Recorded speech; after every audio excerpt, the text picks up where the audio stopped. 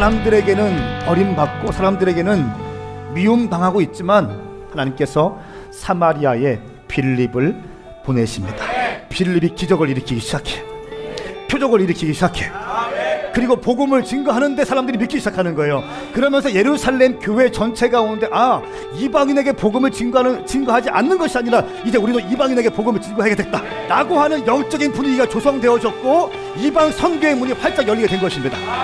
여러분, 1000개의 캠퍼스 앞에 1000개의 교회를 세우고 청년과 다음세를 살려내기 위해서는 아름다운 환상적인 사역들이 저는 우리 교회가 우리나라를 축복해요. 마치 빌립이 그렇게 했던 것처럼 사도들이 블레싱을 받고 스데반이 최초의 순교사가 되고 빌립이 사마리아의 문을, 이방 선교의 문을 활짝 여는 것처럼 저는 선포하고 축복합니다. 우리 교회 평신도들 가운데 이런 놀라운 사역적인 권능과 말씀의 능력과 성령님의 은사와 성령의 열매가 우리 사역자들뿐 아니라 평신도들 가운데 임할지어다. 임할지어다.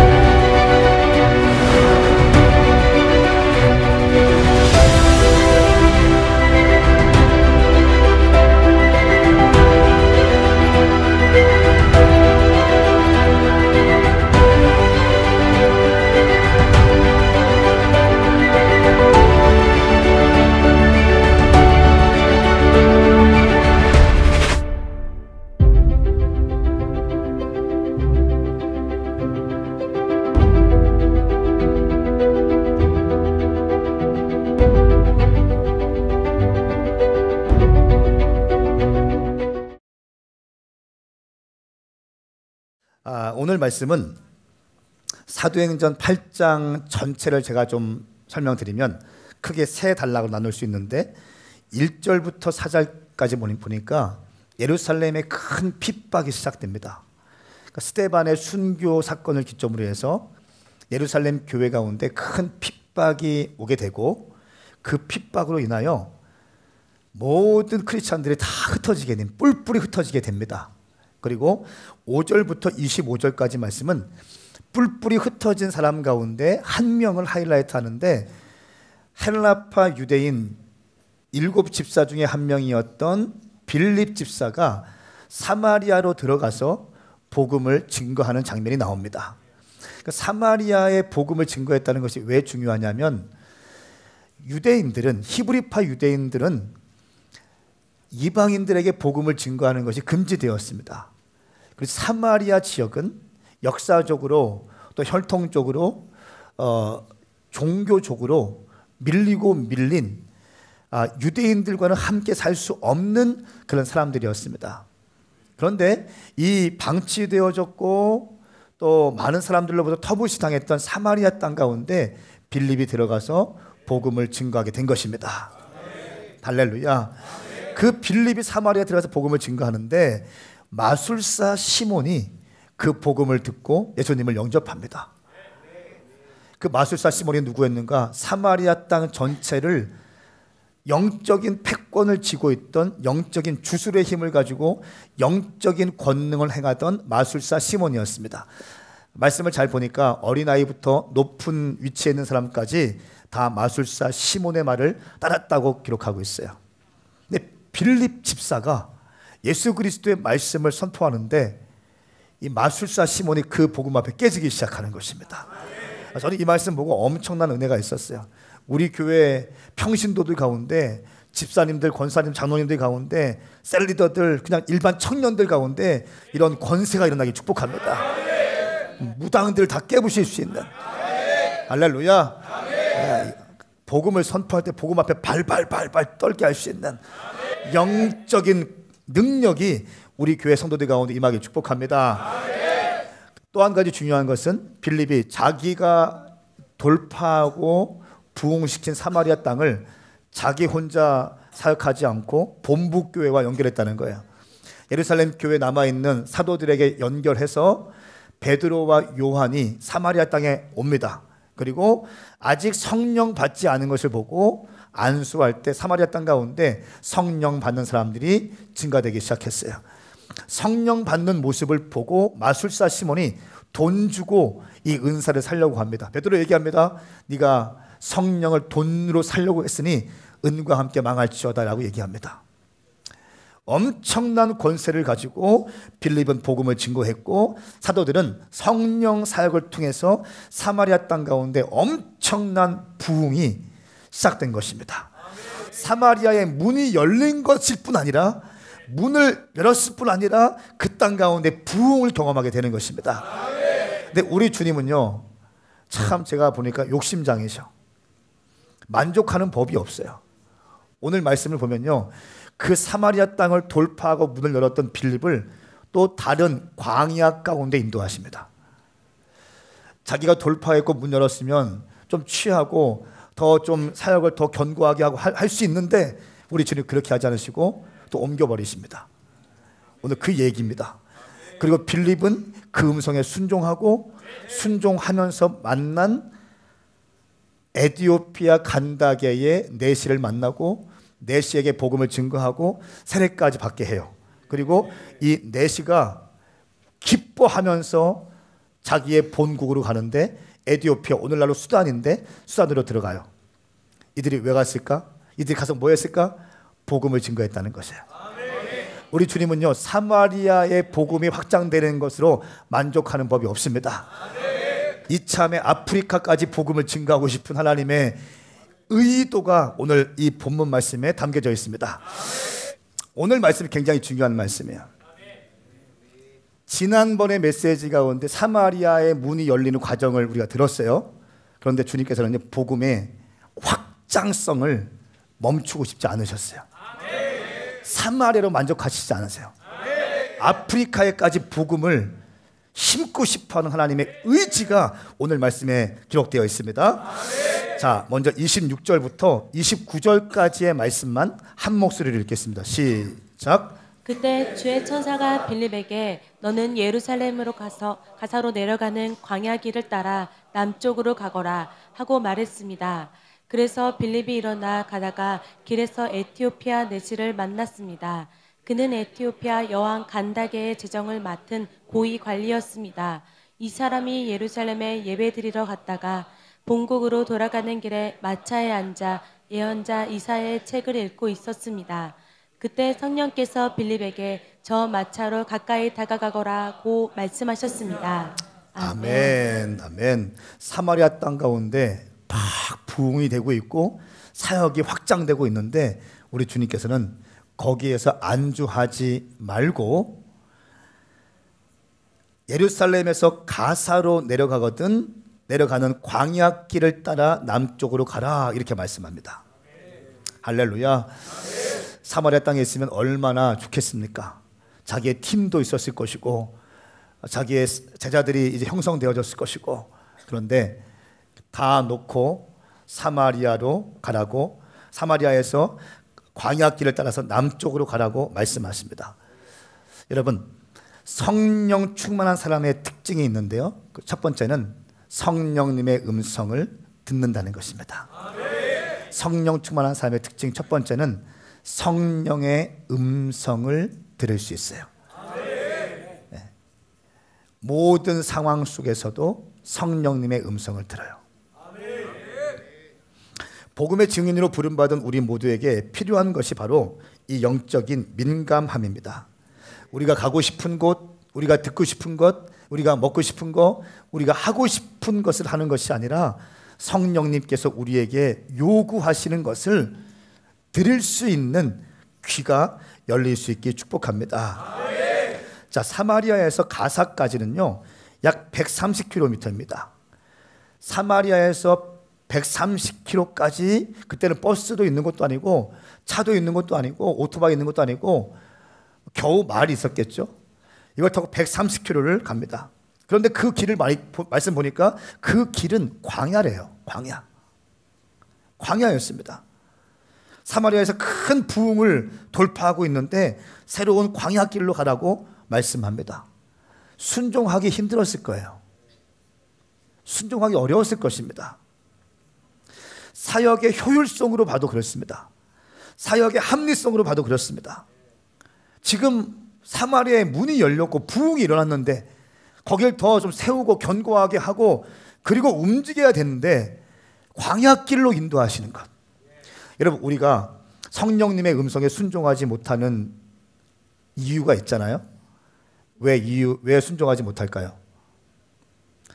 성령님이 말씀하시는데 왜 우리는 순종하지 못할까요?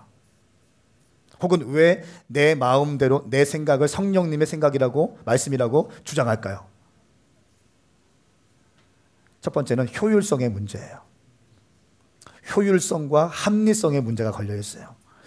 내가 볼 때는 아닌 것 같아. 주님, 이거 내가 볼 때 아닌 것 같아. 지금 이 사마리아 땅 엄청 부흥되고 있고 마술사 시몬까지 내게 경배하고 있고 막 지금 일어나고 있는데 성령님이 막 지금 역사해서 성령 사역이 막 풀어지고 있는데 다 방언하고 있고 다 지금 능력받고 있는데 지금 왜 지금 성령이 임했으면 멘토링하고 말씀으로 심어서 티칭해서 이 사람들이 견고하게 세워야 되는데 왜 주님 내가 지금 왜 광야길로 왜 갑니까? 효율성에 맞지 않아요, 주님. 합리적이지 않아요, 주님. 혹은 뭡니까? 안정감의 문제예요. 이제 사마리아 맨 땅에 헤딩하면 뚫어놨는데 겨우 세워놨는데 주님 또 옮기래. 다시 뚫어놔야 돼. 다시 맨 땅이야. 안정감을 놓고 싶어 하지 않은 우리의 본성이 있다는 거예요. 효율성에 대한 문제, 합리적인 거의 문제, 이런 것들이 우리가 성령님의 음성에 순종하지 못하도록 발목을 잡고 있어요. 한번 생각해 보세요. 여러분, 하나님의 일은 효율성으로 따지는 것이 아닙니다. 우리가 성령님의 음성에 순종하지 못하는 이유는 이런 부분이에요. 효율성과 합리성. 내가 생각할 때는 아니라는 거예요. 제가 금요일에 집회 갔다 왔잖아요. 서울에 있는 어떤 막 지금 한참 핫한 교회 갔다 왔는데 엄청 부담을 주는 거예요. 막. 거기가 자기들이 본인 교회가 강남에 있었는데 강남 사랑의 교회, 구사랑의 오카르 목사님 사역하시던 구사랑의 교회 청년들이 예배했던 곳입니다, 목사님. 그리고 목사님은 청년 사역의 상징적인 목사님이십니다. 근데 원래 목사님을 6월 21일 금요일에 저를 6월 20일 초청했거든요. 그러면서 박보영 목사님, 홍민기 목사님, 박호정 목사님, 저 4명에서 어떤 기획으로 해서 집회를 하기로 되어 있었어요. 근데 6월 21일에 제가 우리 이태희 목사님이 오셔가지고 저는 절대 안 답니다. 이때 가면 전 맞아 죽습니다. 저는 안 됩니다. 거의 저한테는 이분이 제가 이태희 목사님한테 은혜 받아가지고 목회했거든요. 방황하다가 저한테 특별한 분입니다. 안 됩니다. 그러니까 옮겨주신 게 엊그저께였어요. 그러면서 이 목사님이 이날 오신 게 예언적인 것 같다고. 첫 무슨 금요 집회 첫 성전 옮기고 처음 예배하는데 목사님 오신 거라고. 하나님 신실하시다고 막. 그래서 오늘 첫날입니다, 목사님. 엄청 부담을 주기 시작하는 거예요. 딱 제 새성전에 딱 들어가 봤는데 지하가 500평. 저희가 지금 170평입니다. 500평. 4층에 가보니까 4층도 500평. 지하가 한 800석, 900석, 맥시멈 900석 깔 수 있고 750석 보통 깔고 있고, 그리고 그 지하에 200석 들어갈 수 있는 공간 또 2개가 더 있어요. 한 층에. 4층에는 부속실이 있고 대안학교하고 뭐 그렇게 한다고 합니다. 그러니까 그거 보면서 제가 어제 딱 갔는데 주님이 그런 마음 좀 주셨어요. 이곳에 하나님 인도하신 하나님의 의도가 있을 거라고. 그것은 예배와 금식과 기도일 것이라고. 당신은 예배하는 곳이고 당신은 기도하는 사람들이니까 담임 목사님을 중심으로 해서 일치단결하여 계속 돌파하시라고. 할렐루야. 여러분, 우리가 만약에 이분들이 효율성과 합리성을 생각했으면 못 이겼을 거예요. 그러나 기도할 때 성령님이 감동 주셨다는 것이에요. 강남 땅 한복판에서 주님을 경배하기로 하셨다는 거예요. 할렐루야. 사랑하는 여러분, 우리가 한 번뿐인 주님의 일을 감당하고 사역을 할 때요, 성령님의 음성에 순종했으면 좋겠어요. 제가 지난주에 모건대 신학생들, 저희 교회뿐 아니라 저희 교회 인턴들 주변에 있는 신학생들 밥을 사주러 갔습니다. 밥을 사주고 또 커피를 제 카드로 긁으면서 케이크까지 사주고 하면서 참 좋았어요. 왜냐하면 제가 신학 다닐 때 되게 고아의 마음이 있었거든요. 고아의 마음. 내 사역은 어떻게 될 것인가? 내가 과연 사역을 할 수 있을 것인가? 아무도 사역을 가르쳐주지 않아. 그리고 아무도 나를 불러서 격려해 주거나 그런 적이 없었어요. 근데 제 마음 가운데 그런 막 지지난주부터 전화해가지고, 야, 너 시간 되냐? 내가 오늘 갈게. 밥 사주러 갈게. 친구들 모아. 근데 마침 예비군이었대요. 누가. 그럼 다음 주에 가자. 그래서 지난주에 갔다 왔는데 한 4-5명이 모였는데 너무너무 좋아하더라고요. 그냥 밥 사주고 커피 사주고 케이크 사주고. 그러면서 한마디 했어요. 당신 너무 소중한 사람이라고. 당신 너무 소중하고 당신 한국교회의 희망이라고. 너무 소중하신 분이라고. 힘을 내라고. 고맙다고 얘기해서 고맙다고. 마지막에 우리 교회 와 이런 얘기 안 했어요. 뭐 우리 교회 와 이런 얘기 안 했어요. 열심히 사역하시고 열심히 섬기고. 제가 좀 이런 마음이 들더라고요. 매 주마다 신학교를 돌고 싶어. 신학생들 모아서 밥 사주고 얘기하고. 저희 교회가 오메가 교회가 청년들한테 되게 유명한 교회잖아요. 그러니까 제가 가서 그냥 같이 밥 먹고, 저 다 아는 사람들이 보니까 저를 알더라고요. 같이 그냥 밥 먹고 얘기 들어주고 차 마시고 갈 때 한 번씩 안아주고 그냥 끝. 힘내라고 하고 고맙다고 하고. 이렇게 좀 하고 싶어요. 침신대도 하고 싶고 대전신학교도 하고 싶고 한남대도 하고 싶고. 할렐루야. 네. 그리고 8월 달에 좀 이런 마음이 들었어요. 그냥 다 좀 모으자. 신학생들 다 모으자. 우리 젊은 신학생들 다음 세대 사역하시는 분 다 모으자. 그래서 어디 1박 2일 가서 삼겹살 맛있게 먹고 또 막 집회하고 이게 아니라 그냥 격려해주고 같이 얘기하고 시시콜콜한 농담하고, 네? 배드민턴 갖고 왔으면 뭐 이런 거 하고 게임도 좀 하고 푹 쉬게 하고 고기 주고. 다음날 아침에 또 일량은 해야 되니까 일량만 좀 하자. 그리고 일량만 하고 점심 때 회 한 접시 또 먹고, 재정이 가능하면 봉투에다가 재정을 좀 준비해서 너무 고맙다고 힘내라고 이런 마음이 막 드는 거예요. 여러분 지금 이 메시지 듣는데 마음이 어떠세요? 좋죠? 네. 기도할 때마다 주님이 그런 감동을 막 주시는 거예요. 사랑하는 여러분, 성령님의 음성에 귀가 열리기 축복합니다. 성령님의 음성에 귀를 여십시오. 성령 충만한 사람의 특징, 성령님의 음성을 들을 수 있다는 것입니다. 왕상 3장 9절 말씀 보니까 주의 종에게 옳고 그름을 가려내는 마음을 주셔서 주의 백성들을 잘 다스리고 선악을 분별하게 하여 주십시오 라고 솔로몬이 주님께 기도합니다. 듣는 마음을 내게 주십시오. 옳고 그름을 가려내는 마음을 주십시오. 이렇게 나와 있는데 개역개정 말씀 보니까요, 듣는 마음이라고 나와 있어요. 내게 듣는 마음을 주십시오.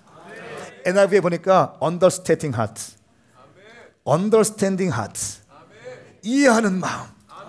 할렐루야. 듣는 마음, 옳고 그름을 분별할 수 있는 마음을 허락하여 주시옵소서. 제가 일용할 양식할 때 요즘에 강조 하이라이트 되고 있는 부분이 뭡니까? 티처블한 마음이에요. 가르침을 받는 마음들. 이거 안 되면 아무것도 안 돼. 가르침을 받으려는 태도가 안 되면요, 학생이 가르침을 받으려고 하지 않으면 성장이 없습니다. 할렐루야. 가르침을 받으려는 마음. 어떻게 할 때 가능해요? 듣는 마음이 있을 때 가능한 거예요. 이 말씀은 에스겔 33장 말씀에 돌같이 굳어진 마음을 제하여 버리고 부드러운 마음으로 바꿔버린다는 그 말씀처럼 우리 가운데 있는 모든 돌처럼 굳어진 마음들이 제하여지고 부드러운 마음으로 경작되어질지어다. 이 부드러운 마음이 듣는 마음이고 듣는 마음이 understanding heart이고 이것이 바로 옳고 그름을 분별하는 마음이라는 거예요. 이런 마음이 형성되어질 때 우리는 성령님께서 하시는 말씀을 드릴 수 있다. 이것이 성령 충만한 사람의 첫 번째입니다.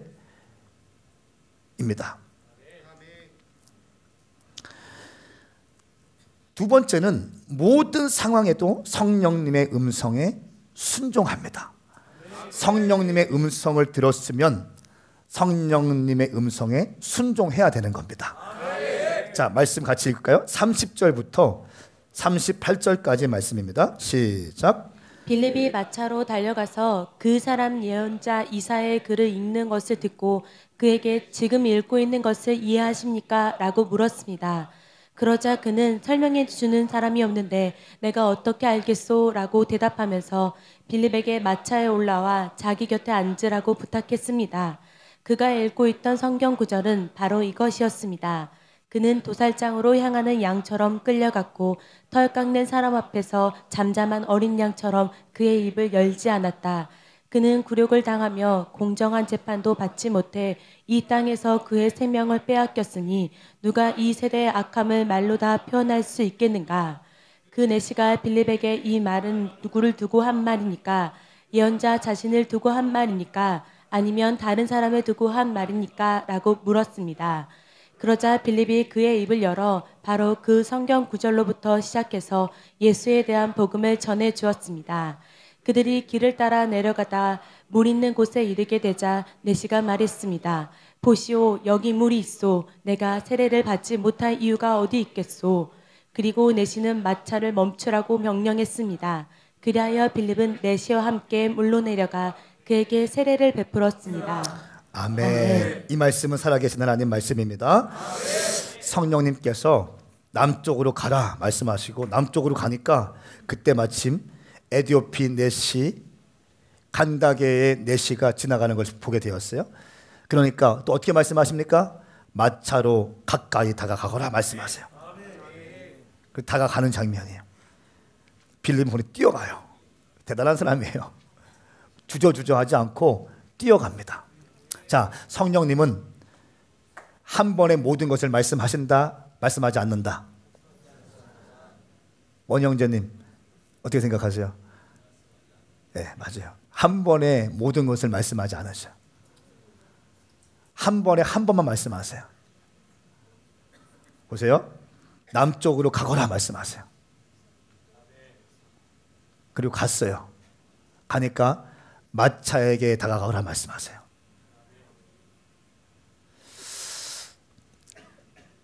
주의 천사가 성령님께서 빌립에게 사마리아 사역 엄청 열심히 하고 있는데 야, 너 좀 출로 내려가라.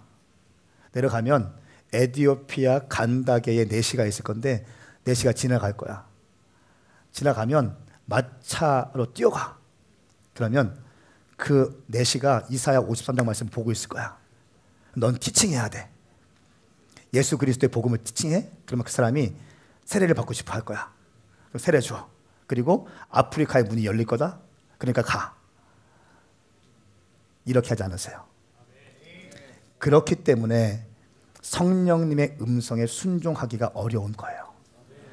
어떤 사람은 들어요. 듣긴 듣는데 영적으로 듣기도 하지만 내 혼쪽으로 들어. 그리고 어둠의 영들의 통로로 들어.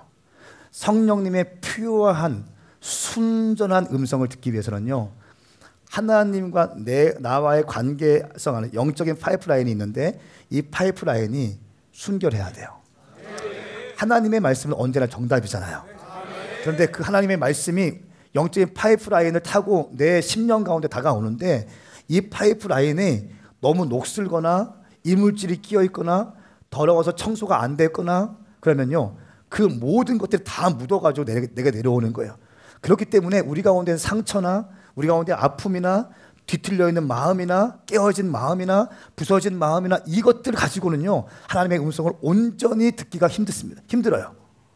하나님의 의도, 그 의도를 내 심령 가운데 장착시키기가 힘들다는 거예요. 그렇기 때문에 왜곡되어져서 내 가운데 들어오는데 그것을 하나님의 음성이라고 주장해요. 그렇기 때문에 우리의 심령을 깨끗하게 하는 것이 굉장히 중요합니다. 어떻게 가능해요? 말씀으로 씻는 거예요. 물로 우리의 몸을 씻듯이 말씀으로 씻는 것입니다. 하루에 한 번씩 말씀을 보면서 기도하기 시작할 때 우리의 심령이 씻겨져 나가기 시작하는 거예요. 정화되기 시작하는 것입니다. 그럴 때 우리에게 하나님께서 말씀하시는 성령님의 음성이 정확하게 들릴 뿐 아니라 하나님 말씀에서 기록하고 있는 하나님의 음성 하실 때의 방향성과 의도와 목적이 거의 대부분 비슷한 흐름 가운데 있는데 그 방향성 가운데 하나님의 말씀을 받기 때문에 실수함이 없는 거예요. 아멘. 할렐루야. 아멘. 남쪽으로 가라, 갔어요. 마차에게 다가가라, 다가갔습니다. 그리고 나서 보니까 이사야 53장 말씀을 읽고 있는 거예요. 빌립이 기가 막힌 질문을 합니다. 그냥 머뭇거리지 않고 질문합니다. 그 말씀이 이해가 되십니까? 질문해요. 내시가 얘기합니다. 설명해 주는 사람이 없는데 어떻게 이해할 수 있겠습니까? 라고 하면서 이 말씀이 예언자에 대한 말씀입니까? 다른 사람에 대한 말씀입니까? 라고 질문하자 빌립이 예수 그리스도의 복음을 그때부터 정확하게 복음을 증거하기 시작해요. 할렐루야. 그러니까 빌립은 성령이 충만한 사람이었고 빌립은 복음 전도자예요. 복음을 효과적으로 증거할 수 있는 영적인 무기가 있었어요. 그러니까 우리 가운데 C2C가 있고 T40가 있다는 큰 무기입니다. 할렐루야. 여러분 가운데 3분짜리 5분짜리 간증이 있다는 것도 굉장히 큰 무기인 것입니다. 언제든지 기회가 되면 복음을 증거할 수 있기를 예수님의 이름으로 축복합니다. 단순히 교회 나오세요, 우리 교회 좋아요 이런 게 아니라 예수 그리스도의 복음을 정확히 심겨줄 수 있기를 축복합니다. 모든 상황 가운데서도 성령님의 음성을 들었고 성령님의 음성에 순종했습니다. 또 한 가지 중요한 것은요, 이 에티오피아 간닥의 넷이라고 나온 간닥이라는 말은 왕의 이름이 아니에요. 에티오피아에 왕이 있었는데 이 왕은 신성시 되었어요. 신적인 존재였어요. 그렇기 때문에 신적인 존재는 세상 일을 하지 않는다라고 해서 아무 일도 하지 않았어요. 그리고 그의 어머니가 통치를 하기 시작했습니다. 이 왕의 어머니의 호칭, 직임이 간다게였어요. 그러니까 애굽 왕의 이름이 바로가 아니라 애굽 왕 자체가 바로인 것처럼, 바로는 왕의 이름이 아니에요. 직임입니다. 그것처럼 간다게도 마찬가지, 사람 이름이 아니에요. 왕의 어머니의 직임을 간다게라고 하는 거예요. 그러니까 에티오피아 간다게 여왕의 넷시, 특별히 재정부 장관 넷시가 얼마나 진리를 사모했냐면, 아직 유대인은 아니지만 유대인 되기 이전의 단계에 있는 사람들을 여호와를 경외하는 자라고 표현했어요. 이 사람들은 아직 유대인으로 넘어오진 않았지만 예배를 사모했고 진리를 사모했어요. 오늘 말씀 보니까 예루살렘에 예배하러 왔다고 했어요. 예배하러 왔다가 예배 끝나고 자기의 본국으로 돌아가는 중에 이사야 53장 말씀을 읽고 있었고, 그때 빌립이 질문하는 것입니다. 이게 중요한 게 뭔지 아세요? 에티오피아 간닥의 여왕 넷시의 진리를 사모하는 마음이에요. 그리고 티처블한 마음이에요. 가르침을 받으려고 하는 마음이라는 것이에요. 여러분 잘 들어보십시오.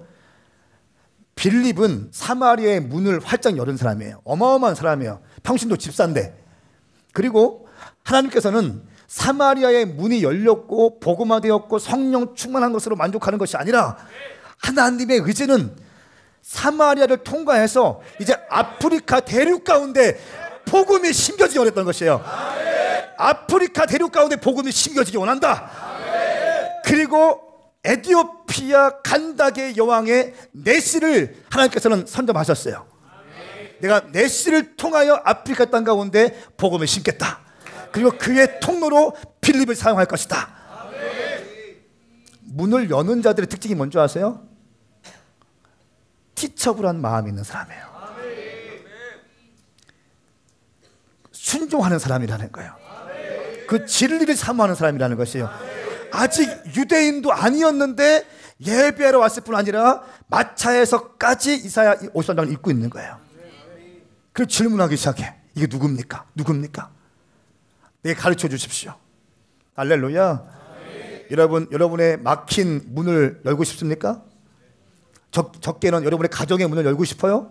여러분의 인생의 문을 열고 싶습니까? 도시적인 차원의 문을 열고 싶어요? 아니면 국가적인 차원의 문을 열고 싶습니까? 우리 오메가 교회가 아시아를 넘어서 대륙의 문을 열고 싶습니까? 그러면 우리는 순종해야 돼요. 가르침을 받아야 된다는 것입니다. 티처블한 마음이 없으면 절대로 성장이 없을 것입니다. 왜 이런 말씀을 계속하는지 모르겠어요. 주님께서 일용할 양식도 계속 말씀하시고 오늘 말씀도 그 말씀 아닙니까? 제가 주석을 쫙 찾아보니까 빌립의 티처블한 마음에 대해서 나온 적이 없어요. 저에게 주신 계시의 메시지예요. 말씀 가운데 갈라디아서 에베소서 쭉 보는 가운데 영적인 흐름 가운데 있다 보니까 이 말씀을 그렇게 제가 보게 되는 거예요.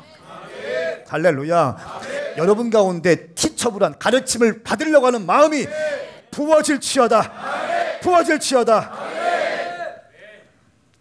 그리고 이 내시는 예수에 대한 복음을 듣고 또 어떻게 합니까? 저기 물이 있는데 내가 세례 받지 못할 이유가 뭐가 있습니까? 세례를 주십시오. 평신도 빌립이 세례를 베풉니다. 할렐루야. 선교지에서는 가능해요. 선교지에서 성사님들이 세례 줄 수 있어요. 꼭 목사님들만 주는 것이 아니라 선교지에서는 가능해요. 아무도 없는데 어떻게 해요? 세례 주러 오는 목사님들이 막 6개월 뒤에 오는데 어떻게 합니까? 세례 줘야죠. 막 주고 껴안아 주고 축제해 주고.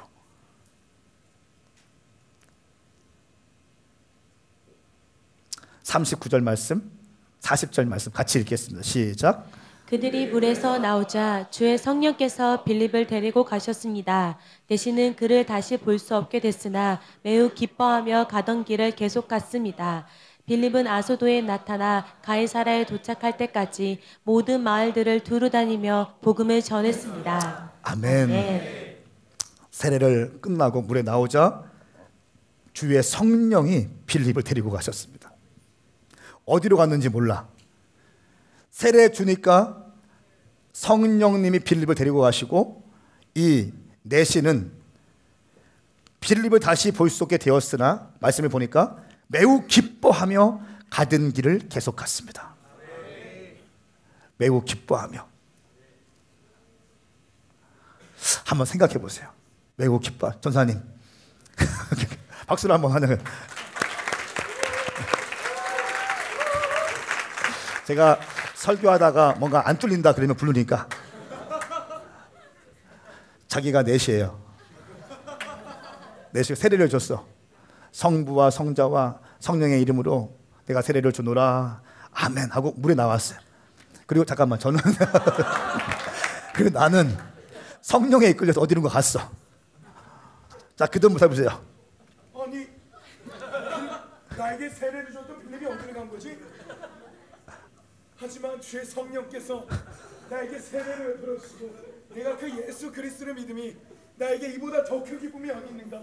자, 우리 신하들이여 나와 함께 가세. 이제 에디오피아에 가서 이 예수님을 나는 당장 증거해야겠네. 아유 너무 기쁘구나.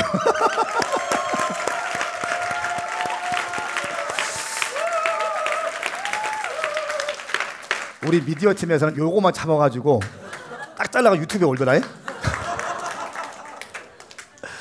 여러분 아마 이랬을 거예요 진짜. 그죠?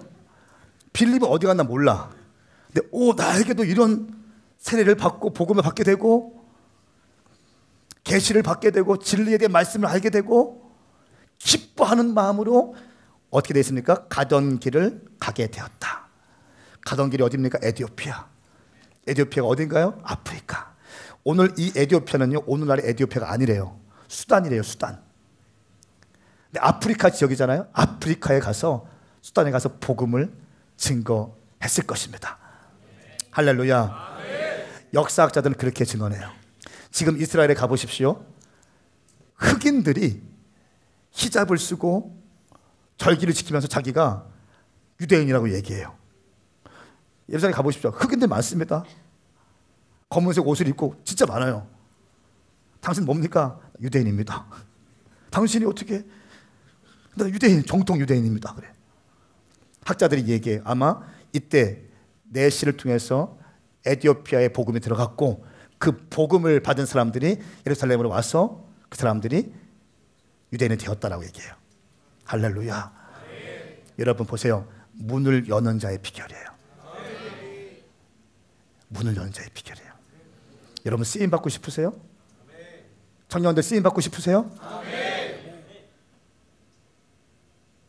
여러분의 인생의 문이 열리기 위해서, 가정의 문이 열리기 위해서, 가정 가운데 닫혀있는, 견고하게 닫혀있는 문들이 있잖아요. 재정의 문들이 열리기 위해서, 관계의 문이 열리기 위해서, 우리 오메가 교회가 도시적인 문을 열고 국가적인 문을 열고 열방의 청년과 다음 세대를 살려내기 위해서 문들을 열기 위해서는 합리적인 것이 아니라, 효율성이 아니라, 안정감이 아니라 성령님의 음성에 순종할 때 우리는 주님의 오른손에 붙들려서 쓰임받게 될 것입니다. 한 가지 얘기만 하고 말씀을 맺고 싶습니다. 한 10년 전 그 이야기인데요. 헬스 트레이너 정주호 씨라고 여러분 아십니까? 이분 아시죠? 굉장히 유명한 헬스 트레이너입니다. 아주 불우한 가정에서 살다가 20살 때 변두리 헬스장에 가서 알바하면서 그냥 돈을 버는 사람이에요. 아무것도 없습니다. 그런데 이분이 열심히 또 운동하고 또 하면서 예수님을 영접하게 되고 어느 수련회에 가서 강한 성령님의 어떤 역사를 체험했어요. 그리고 나서 우연히 TV를 보는데 160kg가 넘는 한 여인이 울고 있는 모습을 봐요. 168kg 저 분입니다. 그러니까 다이어트 프로그램에 신청했다가 TV에 나왔다가 실패했어.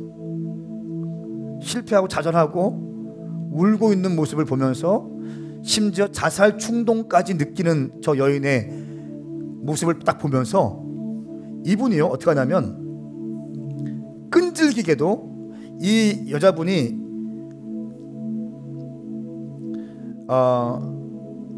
경기도 연천이라는 곳에 살고 계신데 강남에서 연천까지 왕복 한 3-4시간 정도의 시간들을 허비하면서 일주일에 한 번씩 찾아가요. 7개월 동안 다시 한번 해보자고. 근데 이 여인이 문을 딱 닫아버렸어요. 근데 이 정주 헬스 트레이너가 굉장히 큰 감동이 되어서 7개월간 찾아가서 설득하기 시작합니다. 그리고 드디어 이제 운동을 하기 시작하는 거예요. 1년 동안 딱 운동을 이렇게 하고 나서 무려 약 100kg 정도의 몸무게가 감량돼. 그리고 68kg의 모습 바뀝니다. 할렐루야. 갑자기 막 은혜가 되죠?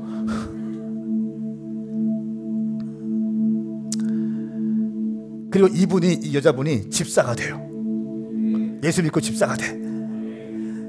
더 놀라운 사실은 이 정조 트레이너가 그 당시에 이렇게 1:1 퍼스널 트레이닝을 하면서 멘토링하고 복음을 증거하면서 낙심되어지고 절망에 빠져있는 사람들에게 예수의 복음을 증거하면서 한 해에만 100명 이상의 사람이 전도됐다는 거예요. 목사가 아니에요. 평신도예요. 아주 불우했던 10대를 지냈던 사람이에요. 20대 때 그냥 먹고 살기 위해서 헬스 트레이너 했던 사람이에요. 근데 주님께서 37살 때요 서울의 큰 호텔 두 군데에서 전체 50명, 60명 트레이너가 있는 그 호텔 가운데 수석 트레이너가 되게 하고 방송을 타게 하셨어요. 유명 연예인들 이 사람이 다 지도합니다. 그리고 이제는 사람들의 영혼을 살리는 사람이 되었어요. 할렐루야. 여러분, 목사가 아니면 어떻습니까? 선교사가 아니면 어때요? 당신이 맡겨진 자리에서, 당신에게 주신 달란트 자리에서 복음을 증거하는 거예요. 만일 이 정조 트레이너가 성령 받고 나서 TV 보고 있는데 TV만 보고 저 여자 왜 이렇게 뚱뚱해? 관리를 어떻게 하는 거야? 라고 하고 넘어갔더라면 한 영혼이 주님께 돌아오지 못했을 거예요. TV를 보는데 주님께서 감동을 주시더래. 내가 저 사람 만나봐야겠다. 7개월 동안 갔다. 7개월 동안 왕복 4시간 걸리는 시간. 그 바쁜 사람이 재정 허비하면서, 시간 허비하면서 효율성이 맞습니까? 합리적입니까? 성령님의 음성에 순종했기에 저 영혼이 회복되어졌고 예수 믿고 집사가 되었다는 것이에요. 다이어트 한 것에서만 은혜 받지 마시고 예수 믿고 집사가 된 것에 은혜 받으셔야 돼요. 사랑하는 여러분, 저는 정말 당신이 성령님의 음성에 순종하길 축복합니다. 그리고 한 번뿐인 우리의 인생 겁먹지 말고 떨지 말고 자기 연민, 자기 의에 빠지지 말고 성령님이 하시는 음성 다 듣고 순종하면서 멋진 인생 살 수 있기를 예수님의 이름으로 선포합니다. 함께 일어나시겠습니다.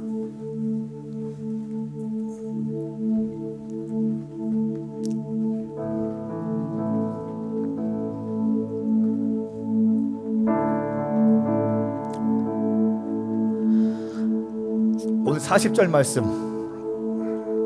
39절 말씀에 성령님께서 빌립을 데리고 가시고 내시는 매우 기뻐하며 자기가 가던 길로 가요.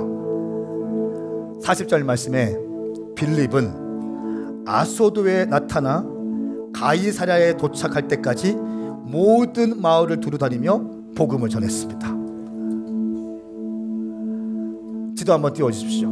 아소도에서 복음을 증거하고 또 가이사랴까지 가는 길을 그 마을마다 다니면서 복음을 증거해요. 할렐루야, 할렐루야. 복음에 미친 사람, 복음의 생명을 거는 자, 성령 받은 사람은요 혼자 떨고 있고 쓰러져 있고 이런 차원 아니에요. 성령 받은 사람의 특징은요 복음을 증거하는 거예요. 예수님을 사랑하는 거예요. 교회를 사랑하는 거예요. 복음 증거를 기뻐하는 것입니다. 한 영혼 살리기 위해서 순종하는 거예요. 어마어마한 사역이 있지만 이 사역 내려놓고 광야로 들어가는 거예요. 사도행전 21장에 보면요 갑자기 빌립이 4명의 딸을 두었다고 나와요. 그리고 그 4명의 딸들이 다 예언자였다고 나옵니다. 그러니까 약 20년 정도 지났는데 빌립이 결혼해서 딸을 낳았고 가이사랴에 살고 있는 거예요. 할렐루야. 멋진 인생입니다. 그 딸들도 뭐라고요? 예언자였다. 하나님의 음성을 듣는 사람이었다는 거예요. 하나님의 음성을 듣고 방향을 제시할 수 있는 사람이었다는 것입니다. 저는 선포하고 축복합니다. 여러분의 믿음을 통하여 성령님께 순종하는 당신의 믿음을 통하여 당신의 아들, 딸들의 영안이 열리길 축복합니다. 믿음의 가문으로 확장되어지길 축복합니다. 할렐루야, 할렐루야. 그리고 빌립은 사마리아의 문을 열었을 뿐 아니라 빌립 한 사람을 통하여 아프리카의 문을 열 수 있는 결정적인 계기를 만들어 놓으시는 그 성령님, 넓은 길 보이지 않았고 큰 길 보이지 않았어요. 그냥 당장 앞으로 한 스텝만 말씀하셨어요. 한 스텝 갔어요. 또 말씀하세요. 또 가요. 또 말씀하세요. 또 가요. 이것이 빌립이었어요. 여러분 요셉을 기억하십니까? 요셉은 감옥에 형들에게 팔려갔어요. 감옥에 갔어요. 누명을 씌우게 됐습니다. 원망했어요. 그러나 그 모든 과정들이 뭐였습니까? 우리가 알고 있어. 요셉을 총리로 세우기 위한 하나님의 과정이었다는 것.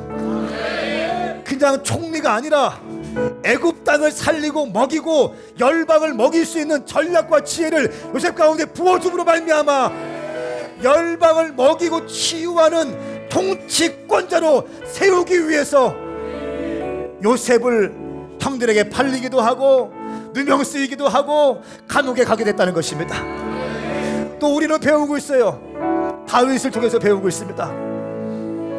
17살 광야에서 들판에서 양을 치며 사자와 곰과 싸웠어요. 19살 때 약 3m 2m 90대는 골리앗과 맞짱 떠서 골리앗을 깨뜨렸어요. 그리고 달려가서 골리앗의 칼을 빼서 골리앗의 목을 쓸었어요. 보세요. 목을 쓸어버리는 거예요. 19살 때.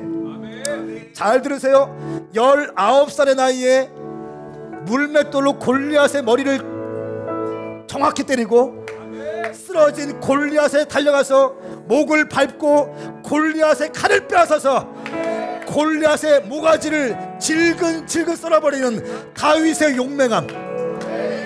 와, 이 용맹함이 우리 가운데 필요한 것이에요. 할렐루야. 그러나 그것이 끝이 아니었어요. 골리앗을 깨뜨렸으면 그때부터 슈퍼 히어로가 되었어야 되는데 오히려 사울에게 시기를 받아서 20대 전체를 광야 가운데 도망자로 살고 있는 다윗의 모습.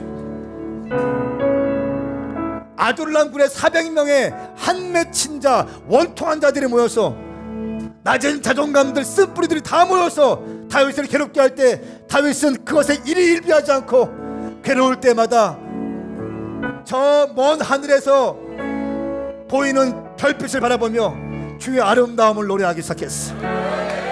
신세 한탄하지 않았어요. 나한테 왜 이러십니까 주님, 이게 뭐예요, 내 인생 이게 뭡니까, 이렇게 하지 않았어요. 하늘을 바라보며 주의 아름다움을 노래했다는 것이에요. 예, 주님 그렇습니다. 여호와는 나의 목자시니 내게 부족함이 없으리로다. 내게 부족함이 없으리로다. 나는 여호와를 인하여 기뻐하리라. 그럼에도 불구하고 내 인생 다 보이지 않지만 나는 만군의 여호와이신 주님을 신뢰하리라. 우리 주님은 어제나 오늘이나 영원히 동일하신 분이시다. 먼저 그의 나라와 그의 의를 구하라. 그리하면 이 모든 것을 너희에게 더하시리라. 다윗은 이 믿음이 있었고 그렇게 주님을 경배하기 시작했어요. 그리고 연단의 시간이 끝나자 주님께서 광야에서 만난 사람들 400명의 다윗의 용사들을 다윗 이스라엘의 통일 정부의 통일 왕국의 장관들로 임명하셨다는 것이 할렐루야. 그리고 그 이스라엘의 다윗의 정부는 역사상 가장 위대한, 지금도 이스라엘 백성들이 그리워하며 다윗의 통치를 그리워하며 국기에서 다윗의 별을 기를 정도로 다윗을 흠모하는 그런 왕이 되었다는 것입니다. 사랑하는 여러분, 성령님의 음성을 소멸하지 마십시오. 성령님은 우리의 모든 것을 다 알고 계신 분이세요. 내 개인의 욕심을 성령님의 음성이라고 주장하지 마십시오. 성령님은 교회와 함께 하시고 성령님은 예수 믿는 자들과 함께 하세요. 그리고 성령님을 사모하는 자들 가운데 역사하실 것입니다. 성령님의 음성에 순종하고 티처블한 마음, 듣는 마음, 열린 마음, 부드러운 마음으로 순종하는 자들을 통해서 닫힌 문들이 열리게 될 것입니다. 우리 주님을 예배하십시다. 우리 박수하십시다. 할렐루야.